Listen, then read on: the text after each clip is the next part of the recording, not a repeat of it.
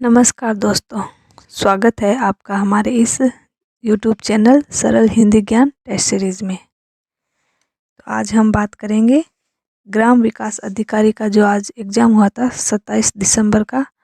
2 shift में exam हुए थे जिसमें 100 प्रश्न पूछे गए थे और उन्हीं में से 10 प्रश्न जो है थे वो हिंदी के थे। तो उन्हीं 10 प्रश्नों की हम चर्चा करेंगे। तो पहले हम बात करेंगे प्रथम पारी में जो हिंदी से रिलेटेड क्वेश्चन आए थे उसके बारे में, और नेक्स्ट वीडियो हम लाएंगे दूसरी पारी से रिलेटेड। तो देखते हैं इसका जो प्रश्न है वो है 91 क्वेश्चन जो आया था वो है समश्रुत विनार्थक शब्द की दृष्टि से असंगत युग्म चुनिए। तो इसमें ए है कृतिका यानी कि एक नक्षत्र और कृत्यका यानी कि भयंकर कार्य। तो इसमें कृतिका का मतलब तो एक नक्षत्र होता है, लेकिन कृत्यका का भयंकर कार्य ये इसका अर्थ नहीं होता, इसका अर्थ होता है जादूगरनी। तो ये हमारा असंगत हो गया। और बी है उम्मक। उम्मक का अर्थ होता है वेग, ये बिल्कुल सही है। उब्बुक का मतलब रीछ नहीं होता, रीछ तो भालू को कहते हैं। तो ये भी हमारा हो गया असंगत। फिर है सी। सी में पायस। पायस का मतलब वर्षा नहीं होता, पायस का अर्थ होता है खीर। और पायसा का अर्थ होता है आसपास का स्थान या पड़ोस कह सकते हैं। तो पायसा का शत्रु भी नहीं होता, तो ये भी हो गया हमारा असंगत। और डी हो गया क्षमा और क्षमा। क्षमा का अर्थ हो गया माफ़ी और क्षमा का अर्थ हो गया पृथ्वी। तो इसमें डी जो ऑप्शन है वो होगा। लेकिन इसमें देखने वाली बात यह है कि असंगत युग्म पूछा है इसमें। तो असंगत तो इसमें 3 दे रखे हैं और संगत तो एक ही दे रखा है। तो इसका अगर प्रश्न बनता तो संगत से रिलेटेड बनता। तो ये जो प्रश्न है वो डिलीट होने योग्य है। आगे देखते हैं प्रश्न नंबर 92। किस वाक्यांश के लिए प्रयुक्त शब्द सार्थक नहीं है? ए जहाँ कोई विघ्न न हो, निर्विघ्न, बिल्कुल सही है।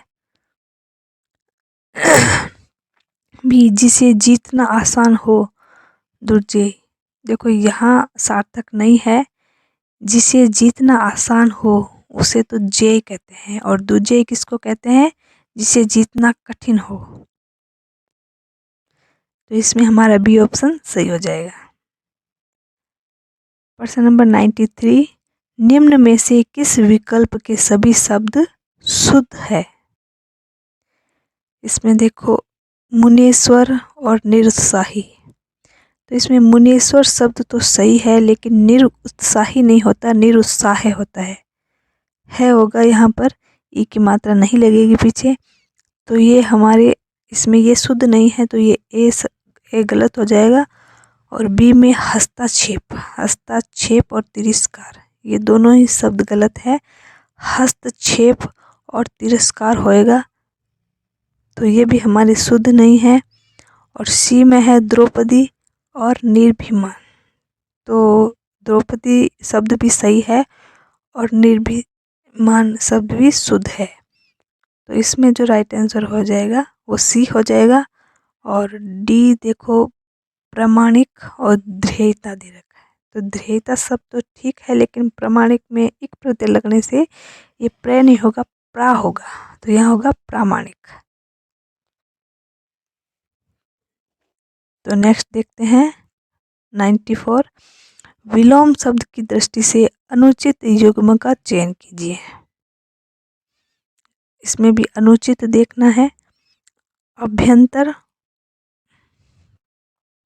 बाह्य, अथ और इति, अर्पण, समर्पण, अस्त, उदय। तो अस्त का उदय सही है। अभ्यंतर शब्द ही अशुद्ध है, यहाँ होगा अभ्यंतर। अभ्यंतर के साथ बाह्य जचेगा, तो यहाँ एग्जामिनर ने अभ्यंतर शब्द शायद लिखने में गलती हो चुकी होगी, तो एक बार मान ले, ठीक है। अभ्यंतर यानी बाह्य, ये भी ठीक है।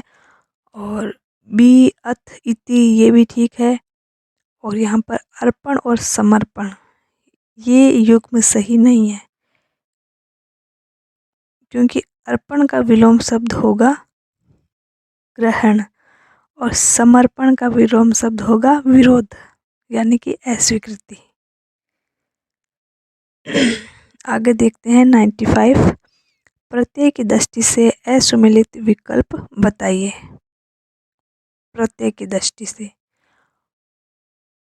इसमें हो ए है वष्णी, ए वाष्णी, बिल्कुल सही है। बी वाल्मीक प्लस ई, वाल्मीकि, ये भी सही है। सी विचार, विचारण प्लस ये विचारणीय, ये थोड़ा गलत लग रहा है। पहले डी भी देख लेते हैं। दृश्य प्लस तव्य, दृष्टव्य, ये भी सही है। तो इसका ऑप्शन सी गलत हो जाएगा। विचारण प्लस ईय, इसमें ईय प्रत्यय नहीं होगा, अनीय प्रत्यय होगा। तो इसका छंदी विच्छेद करेंगे तो विचार प्लस अनीय आएगा, तो यही हमारा गलत हो गया। आगे देखते हैं 96। किस शब्द का संधि विच्छेद सही किया गया है? सही संधि विच्छेद बताना है।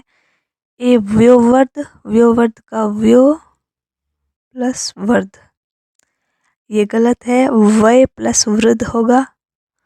और बी अन्योन्य, अन्य प्लस अन्य, तो ये हमारा सही हो जाएगा।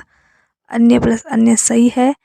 और सी में यशो भूमि, यशो भूमि का यश भूमि, इसमें देखो यश भूमि, भूमि में बड़े ऊ की मात्रा लगेगी, छोटा ऊ की नहीं लगेगी, तो ये गलत हो गया।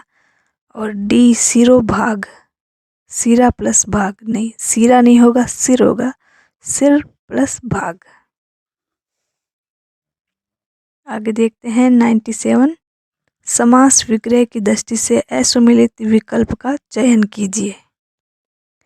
आकाश पतित, आकाश को प्राप्त किया हुआ, ये यही गलत हो गया, यही पहला ही असुमेलित है।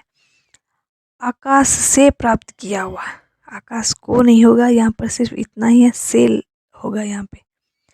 बी अपाद मस्तक, पाद से लेकर मस्तक पर्यंत, ठीक, ये भी सही है। कदाचार कुत्सित है जो आचार, ये भी ठीक है।